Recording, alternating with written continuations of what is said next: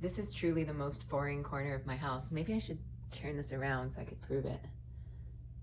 Cute cat. I can't see because it's backwards, but here, look, this is my room. That is my light, which I actually use because I resell online on eBay and stuff like that. And I noticed it really makes a difference in the quality of the video. So I started using it the last couple times. So hi, I'm Anitra. Thanks for coming in.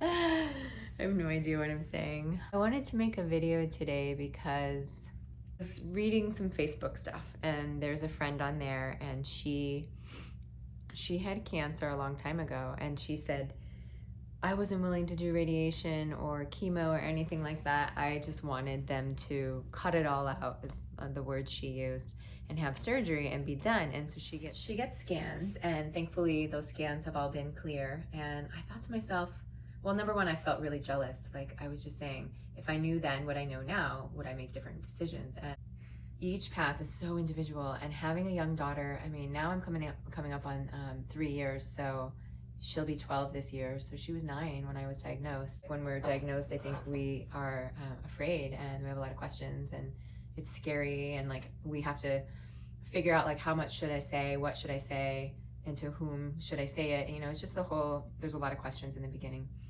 So I've reminded myself as well that I really remember choosing, I needed to do everything, especially because I took 6 months. I tried to do all the alternative stuff. It wasn't working for me. Spent all the money that I had to spend. I had expected there to be a significant change in the tumor and it hadn't really changed. Even when I did Herceptin in the beginning, it just kind of changed shape, but it didn't change in size. And I have a ruler. I guess I can't sit still. I need my hands to be doing something. So itchy, I just went through a bunch of books because I've been reselling for about a year actually, and it's going well. It's been really nice for me to have a job that I could do from home when I'm going to appointments, and I'm just not available for a regular job, which I don't know who is now. I mean, anyway, I'm not going to go off on a tangent. I've been reselling on mostly eBay, but I've done Amazon for a lot of years. I've done eBay for a lot of years too. So anyway, I'm all dusty because I had just gotten some books that I listed. I know one of the things was, I've had a lot of moments where I just thought I was dying. I mean, I never had that thought even once before I got cancer. I could have a heart palpitation, or I could have a pain in my knee, or I could have anything, and never was I like, am I dying? I've had that thought a bunch of times. It's kind of unreal actually, the amount of times I've had that thought. I've got basically knee pain. I've got things that happen in my chest and things that happen on the left side, which is the radiated and the cancer side, things that happen on the right side where my heart isn't. Apparently there's just like a lot of nerve connections and things that happen. I was never expecting that this right here, see this whole side, is so devoid of feeling. I just, in classic Anitra fashion, just like Angelina Jolie'd myself and like, get it out, just get it all off, get it out. And what I would have done differently, so this is just like, not for my own regret, but for anybody else, is I did talk to a lot of people. I wish I would have talked to more people. I wish I would have either gone flat right from the beginning or done direct to implant. I actually asked the plastic surgeon, I keep kind of choking on some cranberry I was drinking. I asked the plastic surgeon, what do you think about direct to implant? And it's really recommended against for women that are getting radiation because it just, radiation destroys the skin and all kinds of things happen. So he said, I'll do it if you want, but I don't think it's a good idea. I deferred to him, and there are times I wish I hadn't. I'll say that. I really deferred to my plastic surgeon. I deferred to my medical oncologist, and I've just done my best. So there are times when I do feel regret, I will say, but at the same time, there are times when I'm like, you know what? I did my best. I'm here now. I'm alive. But that's what I was going to say. All the times I feel like I'm dying, and then I don't know why that's funny, but it's kind of amusing. it seems so dramatic, and it is in some ways, but it also feels real as well. I also just got that I'm going to live. Like, I'm living, not I'm going to live, I'm alive, I'm going to continue to live, I will thrive, and I'm not sick. I mean, do I look sick? You know, I don't look sick. I don't feel sick. I feel tired. I feel run down. I feel emotionally beaten. I feel wrung out, you know, that's what I feel, but I don't feel sick. The only thing is, like, I didn't feel sick when I had cancer as well, you know, it was just doing its thing in there, approximately here, and, you know, I didn't know it. I really didn't know it. I just had felt it. I did a self-exam. I felt it, and, you know, we had it checked out. I wasn't even getting regular mammograms, and I was over 40. Just so refreshing to recognize, like, oh, there's another perspective. There's another way I could be about it.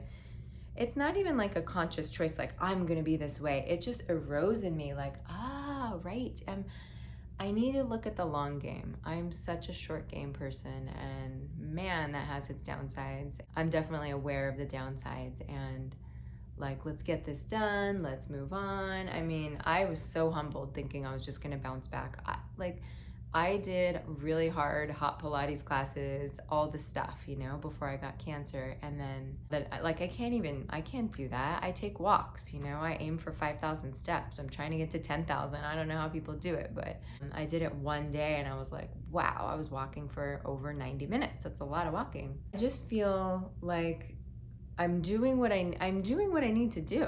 I mean, there's nothing else for me to do. I do deep breathing. I make juices, not too often, because I'm learning about, like, you can juice too much. It is a thing. Really like learning about my spleen. I am learning a lot. I've never been a person who has been that interested in the specifics of being healthy. Like, exercise, eat organic. To me, that was like what I got away with and what I did. And, you know, clearly it didn't. It led me to cancer somehow, although I do think it's a lot deeper than that. I actually really want to get the book. I think it's You Can Heal Your Life by Louise Hay. I know it's Louise Hay and I can't think of the title, but it associates every condition from anxiety to cancer and everything in between. The correlation with cancer was doing too much for others. That is something that I saw in common with a lot of the women that I came across, including myself.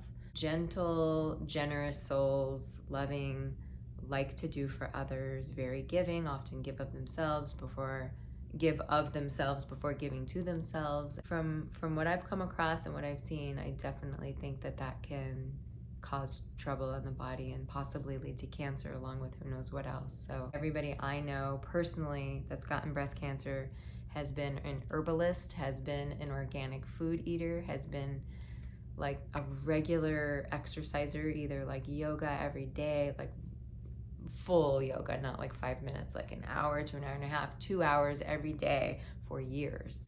That it's what you eat, it's just so much more than that. So I feel pretty inspired by that. Like, I just need to look at the long game. And with the ITP, I read it could take up to 5 years to resolve itself. So I'm a year out. You know, I've been dealing with the ITP for a year. And I hope I don't need to go 4 more years, but, you know, you never know.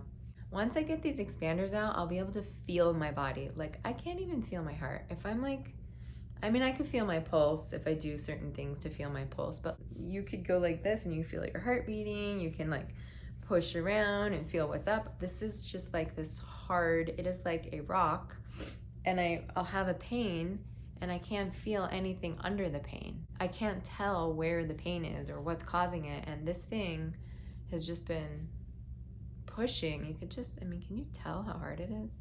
And also how thin it is. You see that right there? That's like the tab from the expander. That is how thin my skin is. Even if I were to do lat surgery, that's where they tunnel under and pull the muscle, and like is it the muscle? Yeah, lat muscle.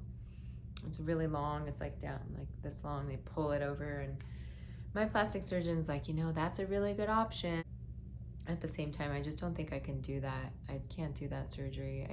I've had so many issues. I'm really hoping that I get these things out and the platelet issue resolves itself. I hope that I have breast implant illness and it resolves itself afterward.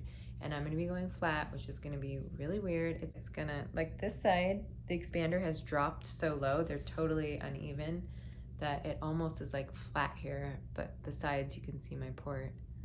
God, I love this port. I'm really a proponent for ports. Although there's probably a bunch of scar tissue. I didn't, I don't know anything about any of this, but I guess scar tissue develops around the place where surgery happened. So when they pull this one out, I'm probably going to be more concave on this side, and he's probably going to need to like scrape and or peel. They can do both scar tissue away from like the rib, the chest wall, and that's a thing. So I'm talking to him about that. I would love it if you watch my videos and you don't subscribe, that you do subscribe, and that you share my videos with anybody that you think might be interested. I love talking to people. I talk on the phone with people if they need any kind of support or help. There is nothing like having somebody who has been through what somebody is going through. Like getting a cancer diagnosis is scary. Being able to talk to somebody who's been through it and is kind of like through the roller coaster for the most part and can lend some perspective, I think is so helpful, because doctors, they really want you to go hard, right away. And it depends on what stage you are. That friend I referred to earlier was stage 1. I was stage 3. So, I did have to move on it. I didn't have time to like sit around and contemplate, lots of options. So share my video, write a comment, anything that puts me in touch with somebody who might need help. I'm happy to do it. It's really a joy for me to connect with people in that way. So yeah, thank you. Thanks so much.